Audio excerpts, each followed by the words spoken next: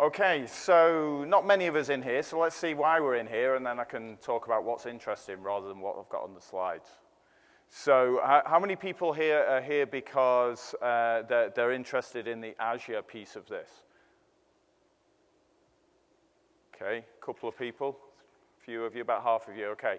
And are you particularly interested in the abstract that was submitted? It talks a lot about containers and then mentions DCOS at the end. Are you interested in the general container story, or are you more interested in the data story, the Spark and the Cassandras and Kafkas, et cetera, et cetera? It was a question. How do you do that with your hands? All right, hands up if you're more interested in the broader data stuff, the Spark and the Cassandras, et cetera, as opposed to the container workloads, as in Docker containers. All right, about 50-50 split again. All right, okay.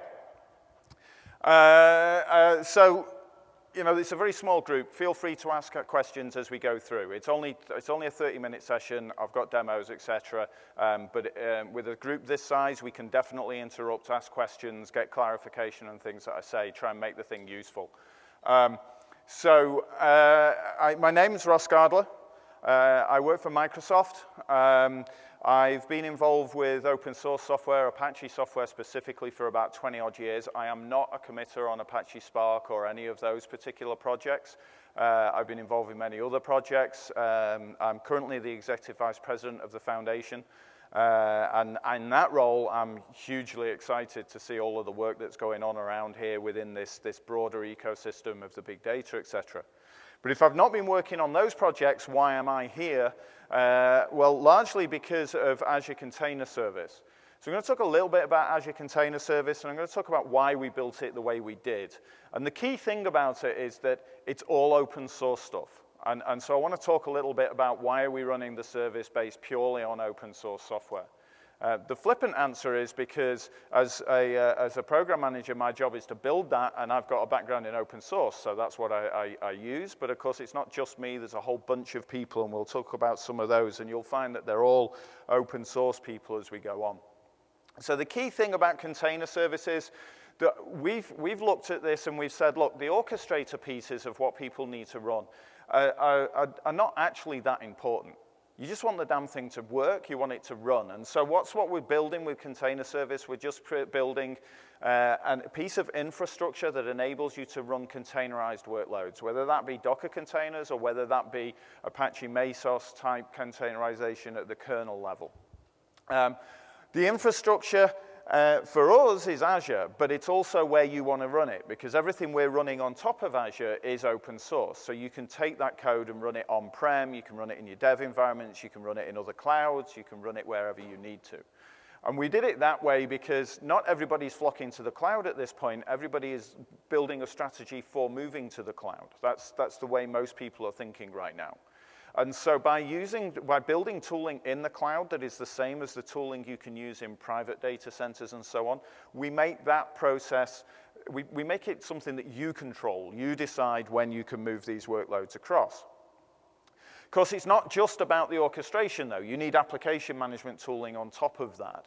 And we don't build that, not inside of the Azure Container Service team. We partner on that. And I'm going to talk about the partnerships, and that'll be where the data workloads and so on come in. You see straight away a mention of DCOS, which many of you will be familiar with, which is built on top of Apache Mesos. But we also partner out with container ecosystem players like Docker, and we also work with Kubernetes and so on. And then the final layer is the actual application. And we in Azure Container Service have no opinion about the application. We're not a PaaS. We're simply providing infrastructure on which you can run container workloads. There are PaaS solutions out there, and many of them are using the same technologies. And so in the application management level, we might say, well, if we put OpenShift in there, which of course is Kubernetes-based, then we have a PaaS platform, likewise Cloud Foundry and so on. And both of Red Hat and Cloud Foundry, Pivotal rather, are partners as well within that space. So the key thing to take away from all that is that it's all about portability. We aim to give you full portability of your workloads. Now, in the container space, Docker's given a lot of portability of the individual containers, but of course, portability of the application is more complex, because now you're having to worry about what the orchestrator is and so on. And so inside a container service, we provide the choice of orchestrator. The one I'm going to talk about most today is DCOS because of the data thing, and that most of you here were interested in the data piece. But we also have Docker, and we also have Kubernetes in there. Once we've given you Azure Container Service running on the cluster, on Azure rather, that's it. We get out the way. You're just using the standard tooling that talks to the APIs provided by your orchestrator of choice and your platform of choice running on top of that. So what that means is any tooling that you can use if you're running DCOS on-prem or Mesos plus Spark on-prem or any of the family of tools you want, you can use that same tooling to manage it if you want to move some or all of that into Azure itself. So how do you create a cluster? I'm going to go really quickly with this one. There are a number of ways you can do it. The simplest way, if you don't know your way around Azure itself, is to log into the portal, which we have here, search for Container Service, click on that, and then in true Microsoft style, it'll give you a wizard that you can step through to provide the information that you need in order to create a container infrastructure. So you can see there it's the first page. It's essentially 2 pages. There's 3 pages, sorry. There's 4 listed there. The last one is a summary. So you go through, you give your basic configuration, things like names, which account to put it into, your number of masters that you want, and then the number of agents and the configuration of those, what orchestrator you want, and that's it. That's all you have to do. It will do the rest for you. What you get is, if I close down all of these blades, what you get is a lot of resources. If I go to this one here, this is an example of DCOS. If I click through onto what's called the resource group, which is where all of the resources in Azure are collected, you can see that we're deploying, it's not easy to see it because of the size of the font, but we're deploying lots and lots of resources in here, and we're configuring them optimally. So we're worrying about how you deploy Azure, how you deploy your chosen orchestrator on top of Azure. You don't have to think about that. You can get in there and you can look at it, you can play with the configuration if you need to, because it's IaaS at the end of the day, but you don't have to. We just build out the framework, install the software, and then expose the APIs to you. The other way that you can do it is through the CLI. I'm not going to go into detail over the CLI. The fastest way to get going with the CLI is to use this Cloud Shell inside of the portal. And then inside of here, if it connects. Interestingly, this Cloud Shell is running on top of Azure Container Service itself, so we use it ourselves internally. It's going to take a moment to, oh, there we go, we're up. So now you would have the AZ command, you do ACS, and if I do help, it'll show that I have commands for create and list and so on and so forth. I'm not going to go through actually showing you the creation of a cluster. I don't think that's particularly important. More important is what do people do with this, and why do they use it? So Esri is a really good example. Esri have built a system on top of Azure Container Service using DCOS, so they're using Apache Mesos. It uses Spark, it uses Cassandra, it uses Kafka, it uses many of the things that you would be familiar with. And what they've done, essentially, the most important part of this is that they have got to the point now, sorry, I've got a different deck from the one I thought I had, is the top bullet there, that they've gone from building a POC for their customers in weeks to just days.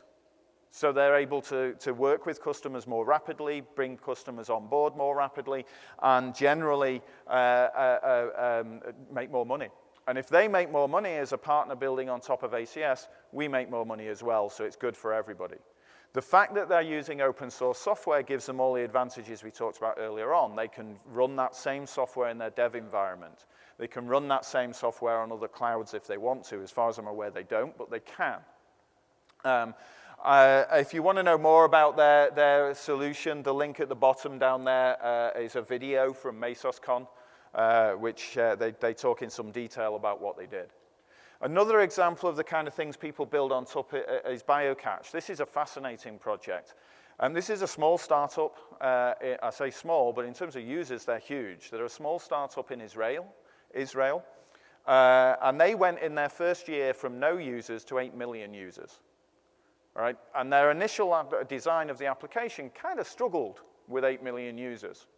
So they redesigned their complete application on top of DCOS, on top of Azure Container Service, and they saw massive, massive gains. But the key point here is the quote in the middle where they're observing that by using Azure Container Service with DCOS, they can put their Spark workloads and every other kind of data workload right next to the API workloads and the web interfaces and so on that they would want to, that they are hosting in Docker containers.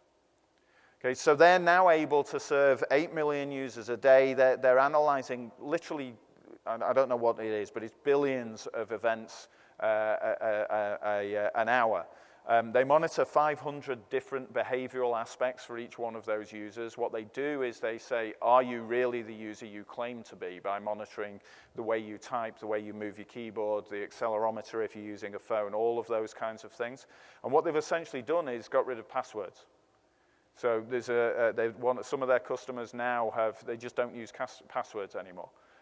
Very occasionally, it'll do a sanity check if the algorithm says, "Oh, we're not sure enough." It'll do a sanity check and challenge for a password and so on. But generally, you can go about doing your banking, for example, without having to type in a password at any point. It's an amazing system, and all made possible by, in this case, DCOS. So how do we do this? Who uses DCOS, or let's say Mesos plus Spark? Okay, well, that's what I'm going to do here. I'm essentially going to stand up a cluster that has Mesos, a DCOS using Mesos, and I'm going to install Spark on top of that. So what I'm doing here is just showing some environment variables that I've got set. So I'm just giving it a resource group. We talked about that before, a DNS name, and so on. And then I'm going to open up a tunnel, an SSH tunnel, to a pre-existing cluster. So I showed you one before. It was that cluster that we're going to connect to. And the reason I'm going to open up to the tunnel is so that I can communicate securely with the masters.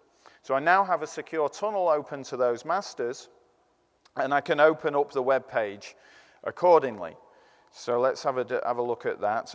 I already have, this is just a blank ACS cluster with DCOS installed.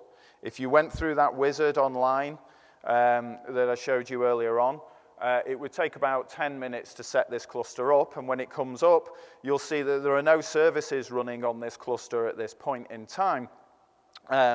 There are, I think, 6 nodes. The network is going very, very slow in here. I think 6 nodes available to this. There we go. So you see there's absolutely nothing running on this cluster at the moment. If I scroll down, there's 7 nodes, actually. There's no services running, etc. So we just got a plain vanilla Azure Container Service that I can create by using that portal with just a few parameters, or the command line using a few parameters. I'm not going to skip through all of the dashboard and everything. If you're wondering how I'm typing so fast, this is a cool tool that I use. It simulates me typing so I can look intelligent. It is actually a live, I typed that for real. If you see the time, it is a live demonstration. It is deploying it for real. But it enables me to talk and not make typing errors at the same time. So I'm not going to go through looking at all the different parts of the dashboard. This is just reminding me to do that. I should have killed this off. Last one, I believe. It's not the last one, right. I will do this one, though. So since most of you aren't familiar with aren't familiar with DCOS, one of the huge advantages of DCOS over other tooling that you might want to use is this thing called the universe. If I go into the universe, what I find is a whole load of predefined packages that I can install very, very easily. Has anybody here installed Kafka anywhere? Okay, it's pretty complex to install, isn't it? I'll show you how complex it is to install right here. So I click this install button here. I wait for a few moments, and it says, okay, that's it. It's being installed for you. So now if I go back to my services over here, I can see that Kafka is deploying for me. I'll come back to that a little bit later. What you'll find when it deploys, it deploys a highly available Kafka implementation with, I think it has three nodes available in it. And so without having to worry about how do I install Kafka, I'm able to just fire it in there. What if I want to fine-tune it? What if I want to do something specific for my particular use case? Well, I can do that too. I can go into the configuration. And if I don't actually know Kafka very well, so I'm kind of bluffing it here. But in here, there's a whole load of configuration options that I can do to just fine-tune it for the use case that I actually want. But for that first getting started and seeing, okay, I just want to knock together a quick demo here to see if it works, this default is usually sufficient. It takes a little while to install Kafka, so we'll come back. We have the first one is up and running. It's now installing the staging broker, the broker, and that is now running as well. And it'll carry on deploying the other items until Kafka is fully installed on the system for me. Didn't read a thing. I genuinely don't know a lot about Kafka at all. I do know how to click a button, though, which is kind of handy. All right, so back to the demo. In reality, I don't want to be using the web UI. I want to be using command line because I want to automate things. I want to make them reproducible, etc. So here's the command that you would do to install Spark. Again, Spark is not simple to get your head around. But using this is the equivalent of clicking Spark in the universe and clicking the green button. The yes says just answer yes to any questions that come up. And it's doing the install for me. So there we go. That is now installing. If I go back over to my UI and I go back to the Services tab, there's Spark in the middle of in the deployment stage. What about Zeppelin? People who use Spark very often use Zeppelin. Exactly the same thing. Just run the command. It'll go and do its thing. If I go back over to the UI now, refresh the page. In fact, I didn't need to refresh it. If you were watching it, it just popped up. There you go, there's Zeppelin. So they're all deploying now in just a matter of seconds. It's pulling down the images that it needs from various places around the internet, configuring them appropriately, and deploying them across my cluster. And so Confluent is now reporting as running. So we can click into that, and we see we have 3 brokers, and then the controller or whatever the third one is. I genuinely don't know how Kafka works. So I've got the 4 things that I need for Kafka. I can click out, assuming it has a UI, I can click out to the UI. Maybe it doesn't have one. I'm not sure what's going on there. I can certainly do that with Spark. I did do that in my rehearsal. So when Spark is up and running, I can do that, and likewise with Zeppelin. So I'll come back to those in a moment. What's it telling me to do? All that. Okay. The interesting thing about this as well is it doesn't just install things on the remote machine, it's also installing them here on my client. So Spark has a CLI, and you need to also configure that, and you need to set it up to talk to your Spark endpoint, and etc. Well, the Spark UI has, the Spark CLI has been installed for me. So I can now do everything that I would normally do with Spark on the command line without having to worry about any details about how I install all this kind of thing. So if I'd gone from scratch, if I hadn't started talking and given you all the background at the beginning, I could have installed Azure Container Service with DCOS running and got to this same point in just the same amount of time that it's taken me to explain what I'm doing. It's about to do the whole thing, including waiting for the downloads and the installations to complete, which they haven't done yet, is about 15 to 20 minutes. Depending on how the gods are looking at things. So what else is in the universe? Pretty much anything that you could possibly want in the data space. So JFrog is a kind of repository. Cassandra, you probably all know and love. Jenkins, GitLab, etc. And there's a whole list, a very long and growing list of extremely useful pre-configured tooling that you can use on DCOS. Now, the great thing about this is all running on Azure, but Mesa Sphere will help you run that anywhere else. The DCOS community around the open source bits that are in here will help you run this anywhere else. Of course, Mesa Sphere, who are our partner on this, they have an enterprise edition as well. and of course, they will work with you on enterprise. So you can start with Azure Container Service, get going, figure out what you want. If you go to a scale, or if you want some of the additional help and guidance that Mesa Sphere can provide to you, then it's an easy step to Enterprise Edition. So why do we do that? And why are we doing this whole different levels of support? So right over here on the left-hand side is the IaaS solutions. It's where you're in full control of everything. And I haven't talked about ACS Engine yet. I will do in just a moment. Then in the middle, we have our partner offerings. And I've shown you DCOS. Another one in this space is Docker, with the end product, the commercially supported product being Docker Data Center.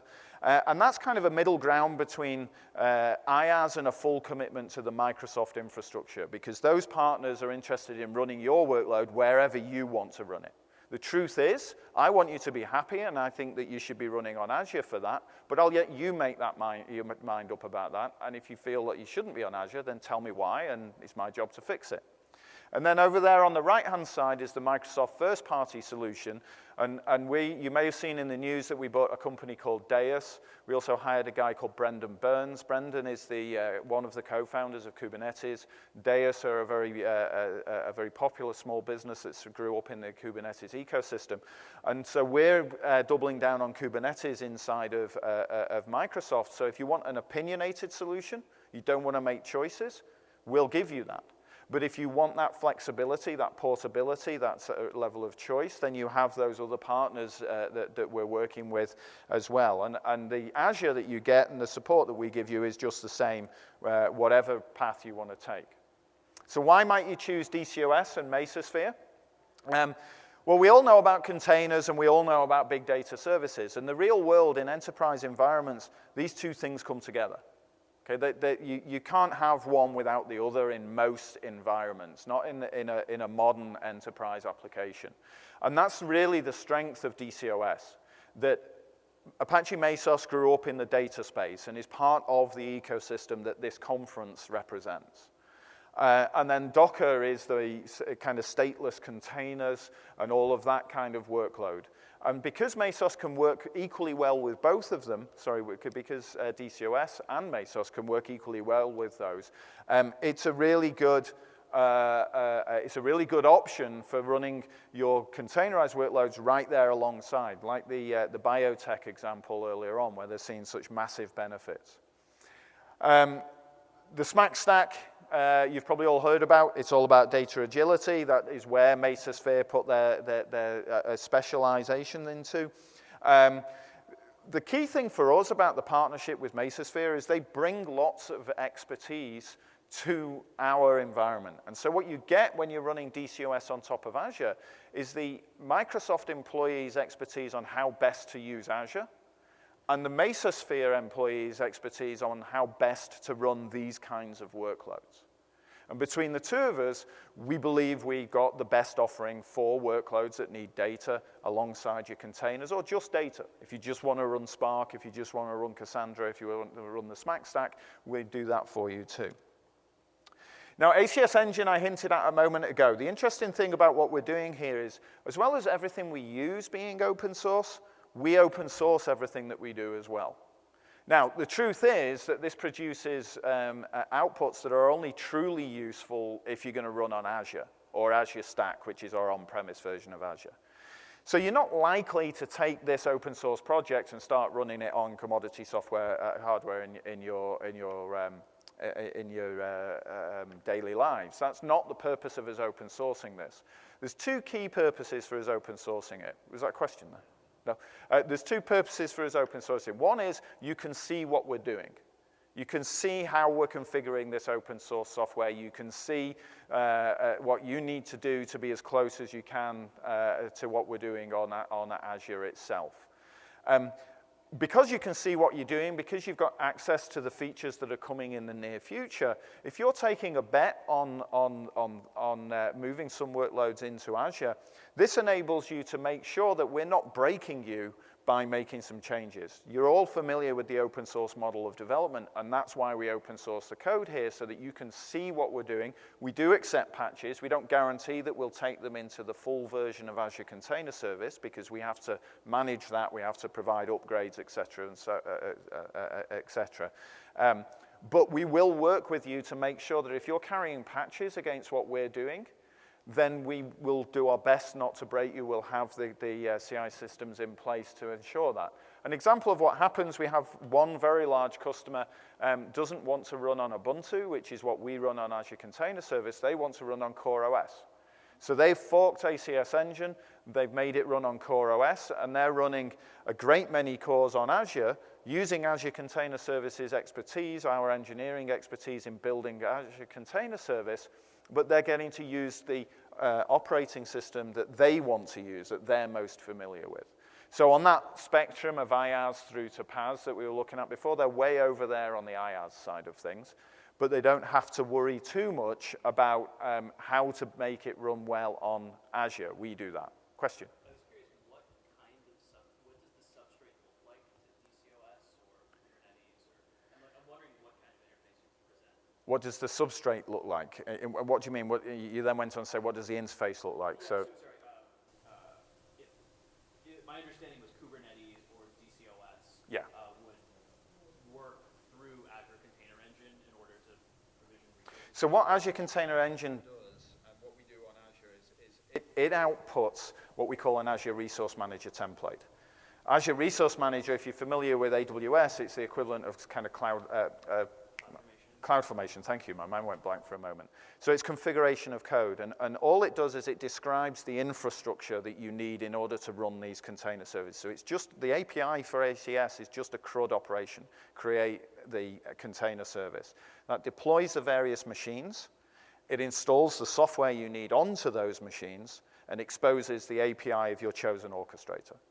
Okay, so there's nothing about this that impacts your use of DCOS or Kubernetes or anything like that. Once it's stood up, you're just using the tooling that talks to the chosen orchestrator. And how would you do something like if I want to scale the size of my cluster? Yeah, so the question was, if I want to scale my cluster, how do I do that? The best example would be with Kubernetes, but it's the same with all of them. So Kubernetes has this concept of a cloud provider, and that knows how to talk to the cloud provider to do things like, give me a new VM that is an agent in this cluster. And so we provide a cloud provider, and it's in the Kubernetes project. It's not a closed source thing. We provide a cloud provider up there which will do that for you. So then how do you actually use it? Well, you use the Kubernetes APIs to do the scaling. So you might use it, I can't remember if it's still beta or if it's now come out, but they have their auto-scaling technologies that they're building into Kubernetes. If that's what you wanted to use, you would use that. I have a demo showing the same thing in DCOS, but because there's no concept of a cloud provider there, I've built a small container that knows how to talk to Azure and create a new VM based on what's happening inside of Mesos. So it talks via DCOS into Mesos and then decides to ask Azure for a new VM. So it's, again, we're just exposing, we're trying our best to separate the infrastructure you're running on from how you build your application and how you manage your application. Because we want that building and managing your application to be portable to any platform. Okay? Does that make sense? Yeah. Good. And really, I've talked about the hybrid story a lot, and I won't repeat this slide here. So in terms of Kubernetes, I'm running out of time. It's exactly the same thing. If I go to my Kubernetes folder,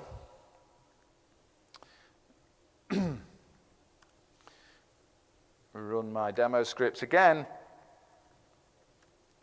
So now I need to get my credentials, and we make it easy to do that. And this is the equivalent of setting up the SSH tunnel. So I'm pulling down the Kubernetes credentials onto my client here. And now I just use the standard Kubernetes control commands. So I'm using kubectl. The AZ command has installed the kubectl CLI for me. So I now have my proxy open, and I should be able to go to my pre-provisioned. I need a script that will also type into my browser for me. so I can talk and type at the same time. Assuming that the demo gods are with me, in a moment we'll see the Kubernetes UI for that cluster. In the interest of time, I'll just very quickly just demonstrate. If I want to create Spark, which is the same thing I did, I can take the Kubernetes examples, and I can use the kube control command to create the examples straight out of the Kubernetes thing, and you see it's claiming that it's actually created them. I can list my pods. They're actually up and running, so it looks like I did run this demo and forgot to clean it up, because it usually takes longer than that. But we don't have the UI for some reason. Oh, there we go, it's come up now. And there we see the Spark cluster up and running from using the Kubernetes commands. So the key thing is it is just Kubernetes top to bottom. You don't need any special tooling just because it's running on Azure. All right, so I'm slightly over time, so let me just very quickly go to the last slide. Oh, this is just an example of one of the reasons why you might bring this stuff to Azure is because there are services on Azure that are of significant benefit to you. So things like Azure ML, they have this tooling where you can do AZ-ML-env setup. AZ is the same command line tool we were using before. And what that's going to do is it's going to set up Azure Container Service. It's going to set up Azure Container Registry. It's also going to tie you up to the machine learning algorithms. It's going to install Spark, TensorFlow, CNTK, et cetera, and give you an environment where you can very quickly and very easily build machine learning models and deploy them in scalable ways. It allows you to deploy them as a real-time service, which will scale in response to demand upon it without you worrying about how. Or you can do it in batch mode, where you feed in thousands of jobs in any one go. And this is the slide that I wanted to get to. If you want to see the demos, how it's run, how you can go from beginning to end, and it shows you in there how you actually stand up the clusters that I had. It's the last link at the bottom there. If you want to get started with Container Service itself, the top link. All right, so we're over time. If there's any questions, I'll take them. But there is another speaker who's going to want to set up in a few minutes. Cool, thank you, Ross.